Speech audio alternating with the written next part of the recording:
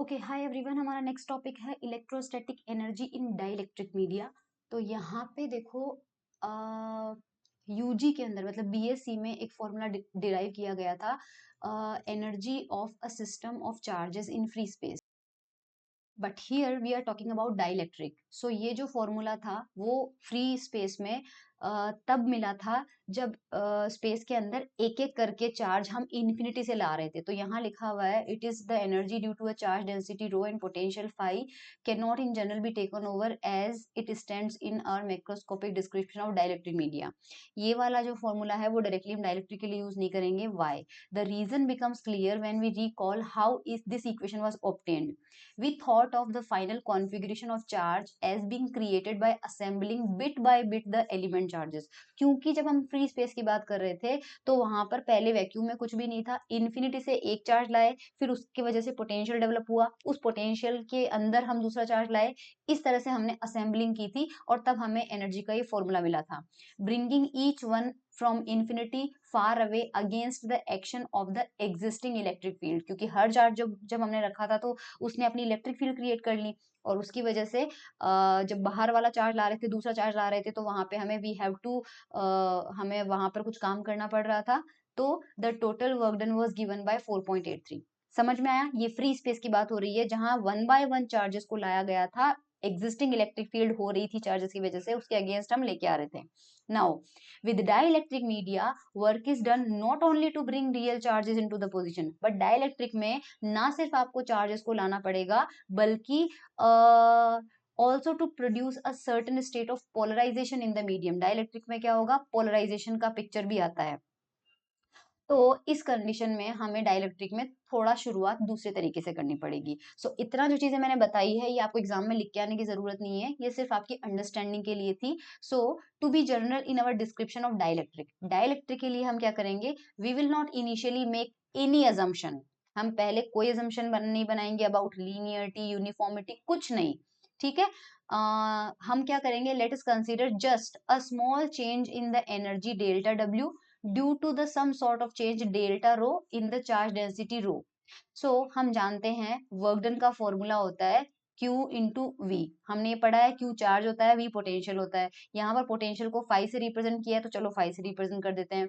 और Q जो है वो हमारा रो डीवी लिखते हैं इसको, तो रो एन D3x ये हमारा चार्ज हो गया और फाई का पोटेंशियल हम फाई रख देते हैं। ये हमारा W का फॉर्मूला होता है। किसी रीजन से अगर रो में चेंज होता है तो रो की जगह डेल्टा रो आ जाएगा, उसकी वजह से एनर्जी में चेंज कितना होता है? डेल्टा डब्ल्यू आ जाएगा। हमें ये इक्वेशन नंबर 4.84 मिल जाएगा। लेफ्ट हैंड साइड में डेल्टा डब्ल्यू है और यहाँ पर इंटीग्रेशन कर देंगे तो इंटीग्रेशन रो की जगह आ जाएगा डेल्टा रो, हमारा फाई जो है उसकी जगह फाई आ गया एंड D3x की जगह D3x आ गया। डाइलेक्ट्रिक के लिए जो स्टार्टिंग करेंगे हम वो इस फॉर्मूले से करेंगे, ना कि ऊपर वाले फॉर्मूले से जो कि फ्री स्पेस के लिए था। चलो, इसके बाद हमारे पास हम क्या कर रहे हैं? हम जानते हैं डेल्टा डॉट डी जो होता है वो रो के इक्वल होता है। We can relate the change delta rho. तो हमारे पास यहाँ पे देखना एक बार, दोनों साइड में ये वाला डेल्टा अप्लाई करते हैं। इधर अप्लाई करते हैं delta of delta dot D आ जाएगा और इधर आ जाएगा डेल्टा रो।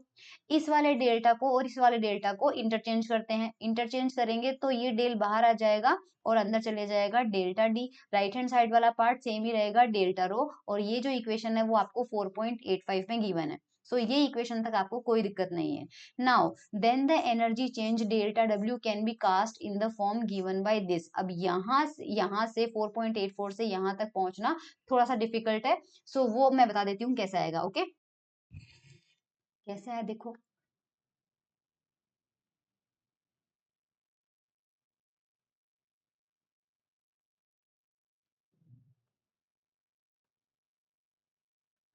स्टार्टिंग में हमने कहा था कि जो डेल्टा रो है ये हमें मिला हुआ था, है ना, ये हमारे पास था। और डेल्टा डब्ल्यू का जो फॉर्मूला था वो हमारे पास में क्या था? डेल्टा डब्ल्यू हमारे पास था डेल्टा रो चेंज इतना हुआ था and phi x and D3x। जो डेल्टा रो की वैल्यू है ये वाली वैल्यू ये हमें यहाँ पर पुट करनी है। We will get this equation क्योंकि हमने यहाँ पर पुट कर दिया। अब वेक्टर आइडेंटिटी यूज करते हैं, एक delta dot phi delta D, ये फर्स्ट फंक्शन है, ये हमारा सेकंड फंक्शन है, दिस कंप्लीट। एक बार क्या करेंगे, फाई को कांस्टेंट रख देते हैं, फर्स्ट फंक्शन को फाई को कांस्टेंट रख दिया और ये डेल अप्लाई हुआ सेकंड फंक्शन पे, ये मिल गया। सेकेंड टर्म में हमने फाई पे अप्लाई कर दिया, ये फाई पे अप्लाई कर दिया और डेल्टा डी को कांस्टेंट रख दिया, तो हमें ये टर्म मिल गया। अब इस टर्म की वैल्यू निकालते हैं, तो इस टर्म को तो हम रख लेंगे राइट हैंड साइड में, तो हमें इसको भेजना पड़ेगा लेफ्ट साइड में, तो इसकी वैल्यू निकालेंगे, सो हमें ये इक्वेशन मिल जाएगी। ठीक है, जो कि आपको साफ साफ दिख रहा होगा। अब हम क्या करेंगे, हमें डेल्टा डब्ल्यू के एक्सप्रेशन में क्या चाहिए था, सो इस इक्वेशन को देखो, इक्वेशन नंबर 1 को हमें चाहिए था यहाँ पे डेल्टा डॉट डेल्टा डी और फाई एक्स, और यही हमें यहाँ पर मिल रहा है, ये रहा delta dot delta D, phi को चाहे आगे रखो चाहे पीछे रखो, सो डेल्टा डब्ल्यू एक्सप्रेशन में यही हमें चाहिए था, तो इसकी वैल्यू पुट कर देंगे। सो हमें ये दो इंटीग्रेशन रखने पड़ेंगे डेल्टा डब्ल्यू के एक्सप्रेशन में, जो कि हमने रख दिए, और साथ में d3x आ गया। ठीक है, उसके बाद अपन क्या करेंगे, फर्स्ट वाले में, ओनली फर्स्ट वाले में गॉस थ्योरम लगाएंगे, तो यहाँ पर इसको d3x से मल्टीप्लाई करके ये लेंगे। अब इस पूरे को अगर अपन रखते हैं डेल ए, तो del dot A dV, Gauss theorem से क्या होता है, ए डॉट डी ए होता है, तो ये ए आ गया डॉट डी ए। अब ये राइट हैंड साइड में हमारे पास सरफेस इंटीग्रेशन है, सो जो हमारा चार्ज डिस्ट्रीब्यूशन है वो लिमिटेड हो सकता है, लेकिन उसको एनक्लोज करने वाला जो सरफेस है वो इन्फिनिटी पे लिया जा सकता है। सो अगर हम 0 टू इन्फिनिटी पे इसका इंटीग्रेशन करेंगे, तो ये जो टर्म है इन्फिनिटी पे जाते जाते हमारी इलेक्ट्रिक फील्ड 0 हो जाएगी, इसलिए ये टर्म हमें 0 मिलेगा। So this will vanish at infinity. So ये फर्स्ट टर्म तो आपका इन्फिनिटी पे वेनिश हो गया, तो डेल्टा डब्ल्यू में केवल सेकेंड टर्म बचा। ठीक है, अभी सेकेंड टर्म को हम लिख लेते हैं, ये हमने लिख लिया। इस माइनस को डेल फाई में इंक्लूड कर दो, तो माइनस का डेल फाई होता है ई, और यहाँ से बच गया डेल्टा डी, और ये वाला जो एक्सप्रेशन है ये मैं दिखा देती हूँ आपको, इक्वेशन नंबर 4.86। तो 4.86 का डेरिवेशन आपने कर लिया है, ठीक है, हमने यहाँ पर यूज किया is equal to minus del phi. अब हम क्या करेंगे, the total electrostatic energy can now be written down formally at least by allowing d to be brought from initial value d is equals to 0 to its final value d। तो suppose d की value जो है वो 0 से लेके d तक होती है, तो w में हम क्या करेंगे, दोनों साइड में इंटीग्रेशन करेंगे, इधर भी कर देंगे, तो इधर डेल्टा w से हमें क्या मिल जाएगा, टोटल एनर्जी w मिल जाएगी। इधर एक इंटीग्रल साइन तो ऑलरेडी लगा हुआ है, ठीक है, तो d3x पे जो है वो तो हमारा ऑलरेडी लगा हुआ है, और दूसरा इंटीग्रेशन क्योंकि हमने डेल्टा w पे लगाया है तो राइट हैंड साइड में भी लगाना पड़ेगा, सो हमारे e डॉट डेल्टा d पर एक इंटीग्रेशन का साइन और लग जाएगा 0 to d। If the medium is linear now, then E dot delta D can be written as 1 by 2 del E dot E। ये कैसे आया, तो 4.88 इक्वेशन जो है वो मैं आपको बता देती हूँ कैसे आएगी। यहाँ पे देखो हमारे पास में, हाँ, हमें ये गिवन था, ये गिवन है 4.88 है ना, और हमें पता करना है कि ये कैसे आएगा। तो हम सबसे पहले क्या करेंगे, delta E dot D vector identity use करेंगे यहाँ पे एक। अगर इसको सॉल्व करते हैं तो पहले डेल्टा ई पे अप्लाई होगा, तब डी कांस्टेंट, फिर जब डी पे अप्लाई होगा तो ई कांस्टेंट। नाउ ये याद रखना है आपको कि अगर मीडियम सिमेट्रिक है, अगर मीडियम सिमेट्रिक है, आइसोट्रॉपिक है, लीनियर है, तो ये वाला टर्म और ये वाला term due to symmetry and isotropic nature ये दोनों टर्म सेम होते हैं, तो इन दोनों को अपन क्या लिख सकते हैं, twice of E dot delta D. ठीक है, सो यहाँ से अपन क्या करेंगे, इस टू को लेफ्ट हैंड साइड में लेके जाएंगे, so delta E dot D, और ये 1/2 आ जाएगा, और राइट हैंड साइड में आ जाएगा ई डॉट डेल्टा डी, और यही हमें गिवन था। ठीक है, सो ये जो इक्वेशन हमें लिखी हुई है यही यहाँ पे लिखी हुई है, देखो equation number 4.88। So now we are clear up to equation number 4.88। तो टोटल इलेक्ट्रोस्टैटिक एनर्जी हमारे पास क्या आ जाएगी, यहाँ से देखो W जो है वो एज इट इज W रहेगा, d3x पे जो इंटीग्रेशन लगा हुआ है वो d3x पे रहेगा, ओके। एंड ये वाला पार्ट जो हमने ई डॉट डेल्टा डी किया है, ई डॉट डेल्टा डी की जगह हम ये रख लेंगे 1। अब इसका इंटीग्रेशन किया हुआ है, करेक्ट, तो यहाँ पर हमें इसका इंटीग्रेशन करना पड़ेगा, तो यहाँ पर ऑलरेडी क्या लगा हुआ है, डेल्टा लगा हुआ है, विच मीन्स डिफरेंशिएशन, और एक इंटीग्रेशन लगा देंगे, तो ये इंटीग्रेशन इस डेल्टा को कैंसिल आउट कर देगा, और हमें मिल जाएगा 1/2 ई डॉट डी, सिर्फ इतना मिल जाएगा। सो हमें 1/2 ई डॉट डी हमने रख दिया। सो आई होप 4.7 से 4.89 तक पहुंचने में आपको कोई दिक्कत नहीं आई होगी, हमने सिर्फ वैल्यू पुट की है। सो ये हमारे पास में, चलो ये रिजल्ट हमें मिल गया। अब हम क्या करेंगे, सपोज डाइलेक्ट्रिक के पास इनिशियल एनर्जी थी, अब हमें 4.89 से ये तो पता चल गया कि फॉर्मूला ये होता है। सो अगर हमारे पास इनिशियल इलेक्ट्रोस्टैटिक एनर्जी मान लीजिए कितनी थी, W नोट, तो W नोट यहाँ पे है, अब सेम यही फॉर्मूला अप्लाई कर देंगे, E की जगह E नोट और D की जगह D नोट, बाकी सारे टर्म एज इट इज रहेंगे। D का और रिलेशन E के साथ हम जानते हैं ये होता है, तो हमारे पास चेंज इन एनर्जी जो है वो कितना आएगा, करेक्ट। हमने जो एनर्जी निकाल रखी थी वो हमारे पास कितनी थी, उस एनर्जी को हम मान लेते हैं W, जहां पर D कितना होता है, एप्सिलॉन E होता है। तो difference in energy can be written as, difference में क्या करो, W में से W नॉट को माइनस कर दो, सिंपली W में से W नॉट को माइनस करना है। तो W में हमारे पास E डॉट D था और W नॉट में हमारे पास E नॉट D नॉट था, यहाँ तक हमें कोई दिक्कत नहीं है। अब इसके अंदर हमने क्या किया है, कुछ टर्म्स को ऐड किया है और उसी टर्म को माइनस किया है। सो यहाँ पे देखिए E डॉट D जो है, अगर आप इस वाली चीज को ओपन करेंगे, इस वाली इक्वेशन को अगर ओपन करेंगे तो आपको वापस यही इक्वेशन मिल जाएगी। तो वो आप करके देख लेना, मैं थोड़ा सा यहाँ पे कर दूं 1/2 इंटीग्रेशन, एक बार D3x को छोड़ देते हैं, E dot D naught first term मिलेगा, minus D dot E naught second term मिलेगा हमें, फिर यहाँ से हमें ये E से मल्टीप्लाई होगा, प्लस का E डॉट D मिल रहा है, ठीक है, और यही E D नॉट से मल्टीप्लाई होगा नेगेटिव साइन के साथ में, E डॉट D नॉट हो जाएगा, फिर ये E नॉट प्लस का मिलेगा, E नॉट डॉट D, फिर ये E नॉट D नॉट से मल्टीप्लाई हो जाएगा माइनस का E not dot D not. अब जो टर्म्स कैंसिल हो रहे हैं वो कैंसिल करो, देखो हमारे पास सबसे पहले क्या बच रहा है, एक तो ED बचेगा हमारे पास में, है ना।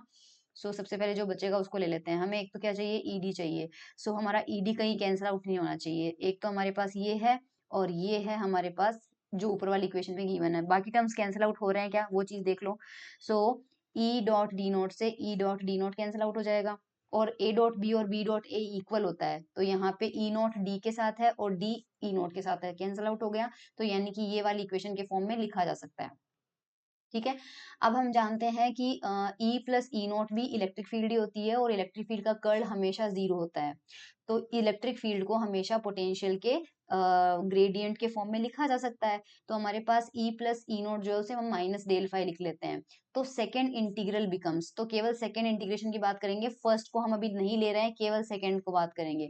सेकेंड में हमारे पास यहाँ पे क्या है, 1/2 है, 1/2 आ जाएगा, E प्लस ई नोट की जगह माइनस का डेल फाई है, तो यहाँ माइनस साइन आ गया, डेल फाई आ जाएगा, और यहाँ D माइनस डी नोट है, D माइनस डी नोट और D3x एज इट इज आ गया, क्लियर, यहाँ तक कोई दिक्कत नहीं है।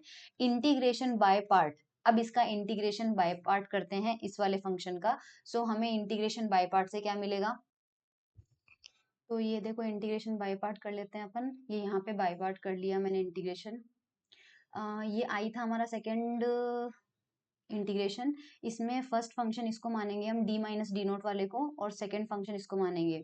So first function integration of second function का इंटीग्रेशन करना है, तो ऑलरेडी डेल लगा हुआ है, इंटीग्रेशन करेंगे तो डेल डिफरेंशिएशन और इंटीग्रेशन कैंसिल आउट होकर सिर्फ पोटेंशियल फाई मिल जाएगा, और इसकी लिमिट हम अप्लाई कर देंगे जो भी हमारा सोर्स पॉइंट जहां पे रखा हुआ है चार्ज का, और इन्फिनिटी पे। अब जब हमें ध्यान रखना, ये फर्स्ट टर्म हमारी डाइवर्स करेगी, क्योंकि पोटेंशियल एट इन्फिनिटी तो जीरो हो जाएगा, लेकिन जब फाई एट जीरो लिखेंगे, जहां पे सोर्स पॉइंट होता है वहां पर पोटेंशियल की वैल्यू, वहां पे डिस्टेंस जीरो होती है, और के क्यू बाय आर में अगर आर की वैल्यू जीरो रखोगे तो वो जो पार्ट है वो इन्फिनिटी को अप्रोच करेगा। सो ये इसको हम इग्नोर करेंगे क्योंकि ये डाइवर्स कर रहा है, जो क्वांटिटी डाइवर्स करती है उसको इक्वेशन में नहीं इन्वॉल्व करते हैं। अब बात आती है सेकेंड पार्ट की, सेकेंड पार्ट में आपके पास में del dot D minus D nought है, ये जीरो मिलेगा, क्यों, क्योंकि हमें गॉस लॉ से पता है कि डेल डॉट डी जो होता है वो रो के इक्वल है, लेकिन यहाँ पे del dot D minus D nought है, इसका मतलब रो माइनस रो नॉट आना चाहिए। तो हमारे पास में अगर रो में चेंज ना हो, मान लीजिए यहाँ पर यही गिवन है, देखो डेल डॉट ये जो चीज है वो जीरो रहेगी, ये मैंने सेकंड इंटीग्रेशन में ये इंटीग्रल सेकंड वाला जो दो टर्म आए थे, फर्स्ट टर्म तो डाइवर्ज हो गया था, और जो सेकंड टर्म अपन को मिला था ना वो यहाँ पे लिखा हुआ है, ठीक है, तो ये ध्यान रखना। नाउ दिस सेकंड टर्म में भी ये वाला पार्ट जीरो हो जाएगा, because the source charge density rho nought is assume to be unaltered by the insertion of dielectric object, इस वजह से D माइनस डी नोट जो है वो रो के डिफरेंस पे डिपेंड कर रहे हैं और रो में चेंज नहीं आ रहा है, इसलिए ये पूरा इंटीग्रेशन जीरो हो जाएगा।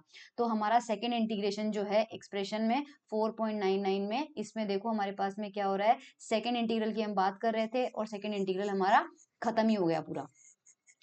तो हमने यहाँ पे क्या किया है, जस्ट यहाँ पे ध्यान से देखना, हमने क्या किया, इसको लिया, ओके, इसको सॉल्व किया और इसका आंसर हमारे पास आया जीरो, तो W जो है वो सिर्फ ये टर्म को रिप्रेजेंट करेगा। तो अब देख लेते हैं, तो W हमारे पास आ गया 4.91, ठीक है, यहाँ तक आई होप किसी को, यहाँ तक आई होप आपको कोई इशू नहीं है।